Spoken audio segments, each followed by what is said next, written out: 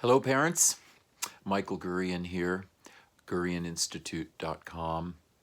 I want to give 3 strategies to help you as parents, and I'm going to, on this video clip, just do boys in terms of the fact that many of you are suddenly educating your children at home, and the normal male-female differences, the boys and girls learn differently, those differences that schools are studying, suddenly you're thrust into them, and you may not know about them, or you may have suspected them, but not know how to handle them. So I'm gonna just do 3 strategies today that you can use, and these are brain-based for boys.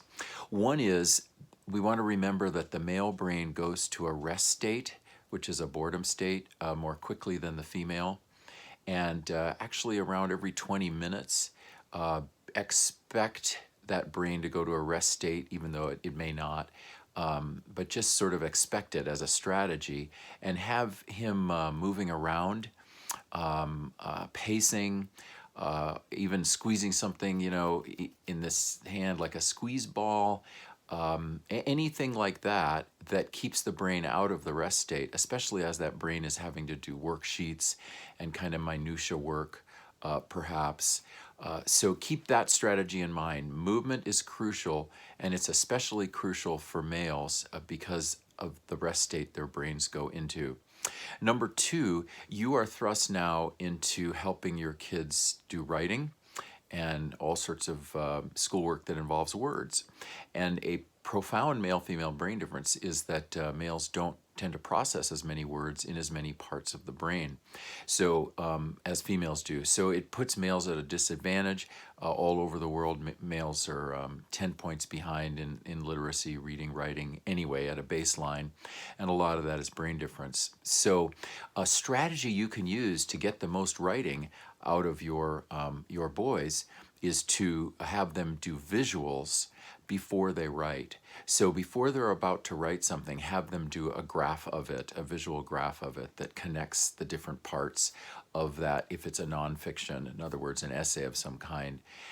If it's fiction, they're supposed to write a story or something about something you all did, have them do a storyboard before they write. So take a piece of paper and cut it in half, and then cut it into a couple, and other verticals, and you get 6 spaces there. And have them draw, even with just pencil or whatever, have them draw the sequence of what happened that they're going to report on, or the sequence of what they're imagining to write their story. That's a visual. A lot of the male brain is visual. We do less in words and more in visuals. So we want to use that from a school or homeschool framework, and you'll get more writing and better writing out of these boys. The third strategy I want to give you involves food, actually, and intake. That male brain and that male body, if you feed it, for instance, Cheerios or any Raisin Bran, any cereal like that in the morning, and then want that brain to do math, it's not going to work as well unless that kid is really great at math anyway.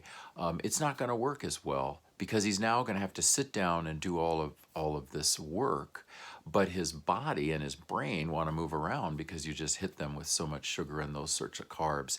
So think protein in the morning. Obviously kids need carbs, but think protein in that morning before you do the schoolwork. And, even if you're looking at other meals, try to cut out all junk food. Junk food is really not good for the learning brain, and it'll just create more behavioral issues you'll have to deal with, especially with everyone being cooped up. So those are 3 strategies to keep in mind. You can reach me and us at info@GurianInstitute.com.